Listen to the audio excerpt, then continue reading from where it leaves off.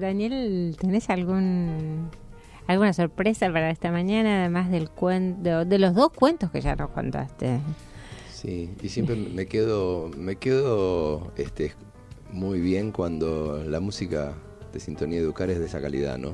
Ya todos los sábados es una constante. Igual hoy son algunos conocidos, viejos conocidos. Algunos viejos conocidos. Que no es lo mismo que conocidos viejos. No, para nada.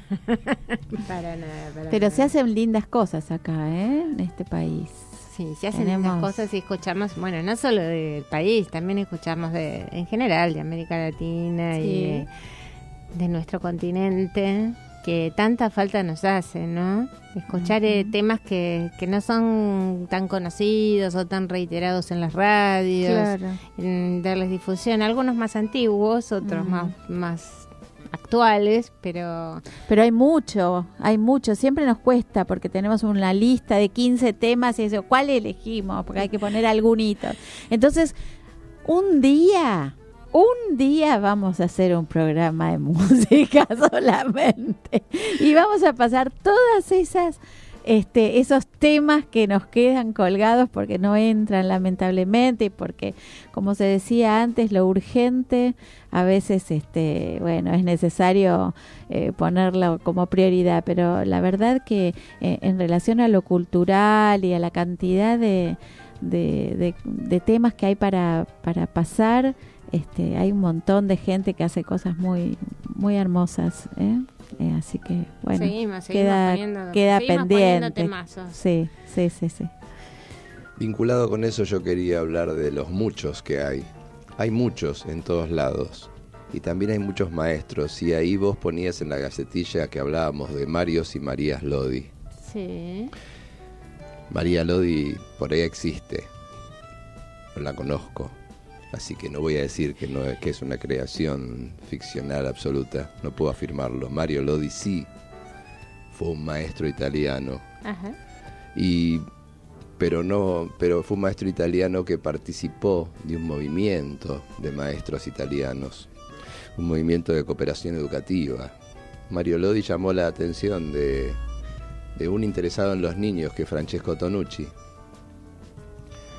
que se fue a verlo a Lodi en su escuela a partir de que lo contactó a Lodi en ese movimiento de cooperación italiana. Los Lodi se necesitan, pero no es que no existan. Los Lodi se necesitan entre ellos para crecer. Los Lodi, contactados con otros Lodis, crecen. Y la escuela tiene muchos, si pretende transformarse en ese lugar serio que nos propone todo el tiempo cualquiera que hable de educación. Parece que la educación no es como antes y que ahora no es como antes todo, y que antes y antes de antes. Nunca hay una estadística que lo demuestre, pero bueno, la escuela de antes. Y esta gente del movimiento de cooperación italiana que tenían que luchar contra ustedes hacen cualquier cosa, se proponían una escuela seria y agradable.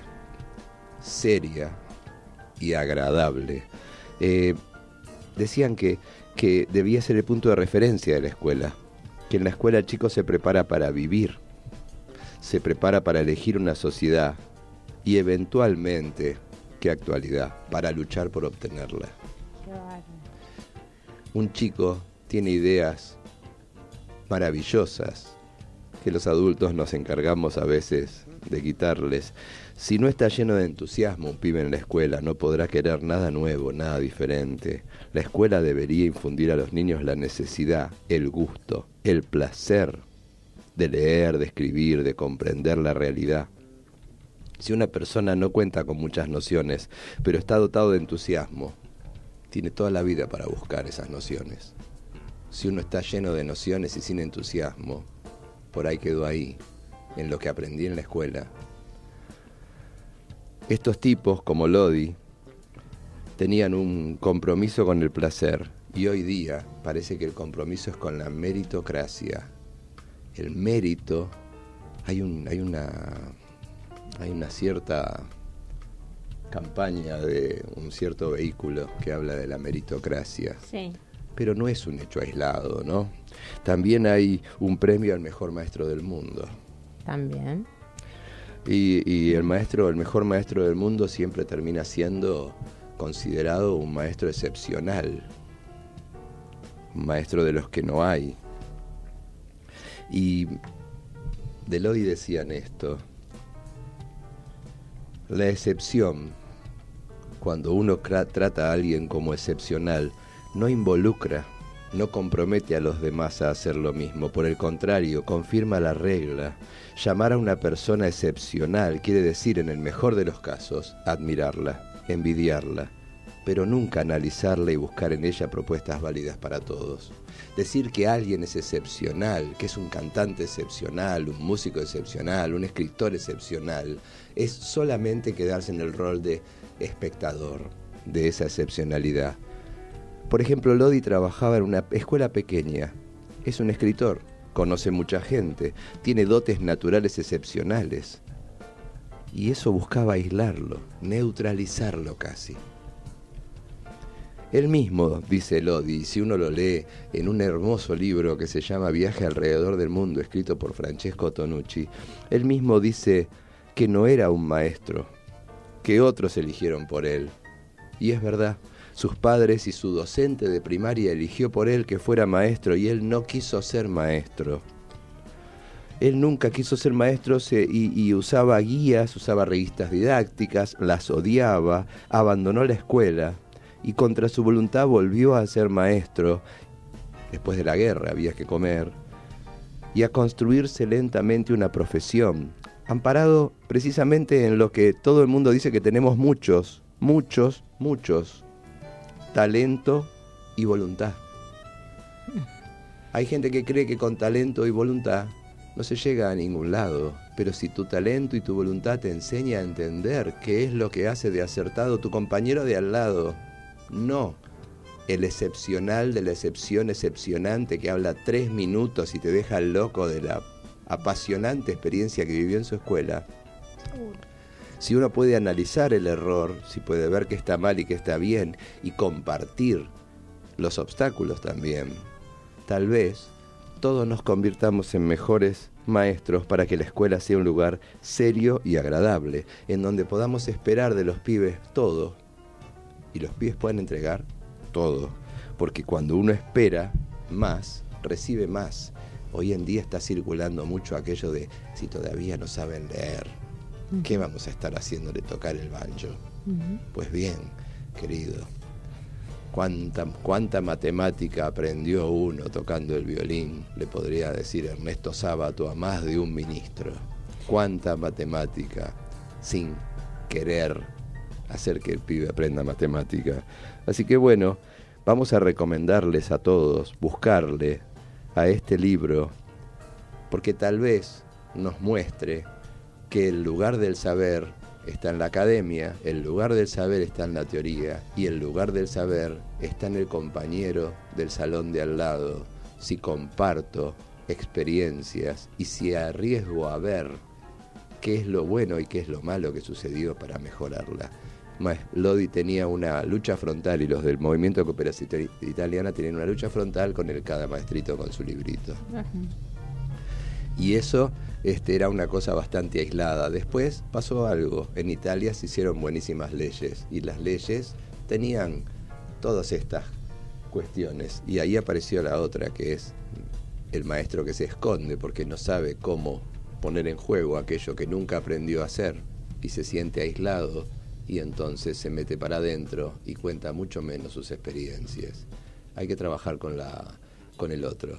Lodi nos lo enseña, pero nos lo enseñan más los maestros del movimiento de cooperación italiana y tantos otros, ¿no?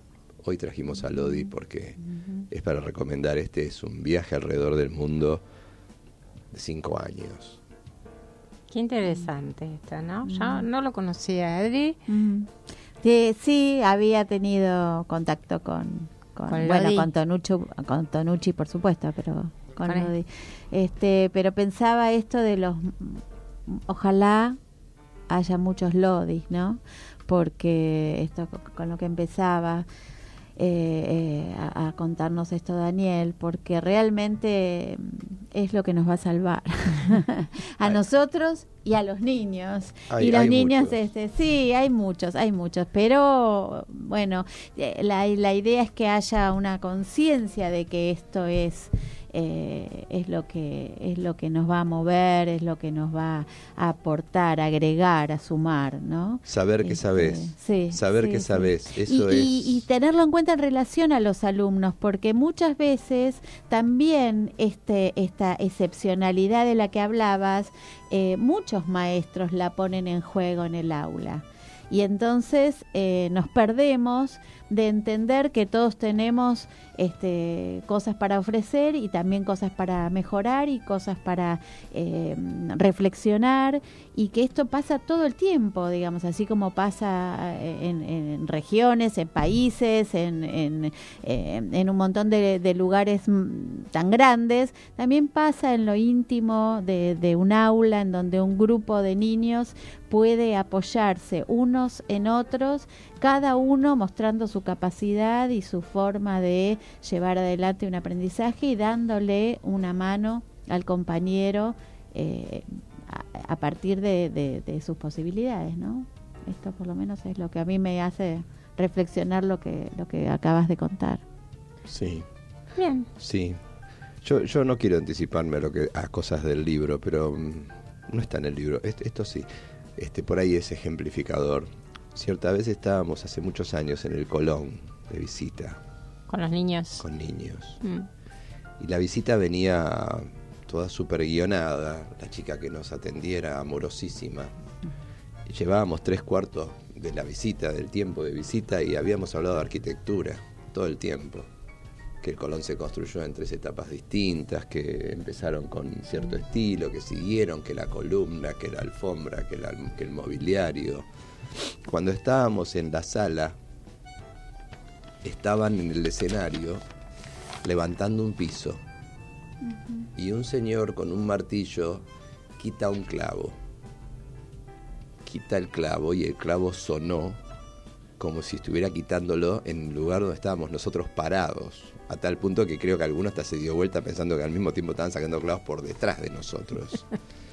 La chica que hizo la visita, por supuesto que frenó, porque el chirrido del clavo cuando lo quitó de la madera, ella frenó, paró de hablar y notó que los pibes se habían quedado, y empezó a hablar de acústica. Se fue del guión absolutamente y habló de la acústica del Colón. Que es maravilloso. Y empezó a hablar del buen sonido que había en el gallinero. Y empezó a señalar lo que no tenía que señalar, que era la parte de arriba a los costados, donde la gente de pie escuchaba. Habló de acústica 15 minutos y ella empezó a disfrutar de una manera la visita como creo que no la había disfrutado nunca, porque se le notaba en las caras. La ideología se transpira. Ella disfrutaba y los pibes entendieron por qué cuerno el Colón era el Colón, porque la verdad que construir un edificio para escuchar música tiene que tener en cuenta, habló hasta de las montañas en Roma la tipa. Y eso se trata de que te apasiones, 1000 veces lo hemos hablado, ¿no? Hablado acá. Que te apasiones por lo que haces. Si estás apasionado, y en algún lugar dejas a la gente picando cosas. Seguro que sí. Bueno, de eso habla Viaje alrededor del mundo. Vamos a tenerlo en cuenta.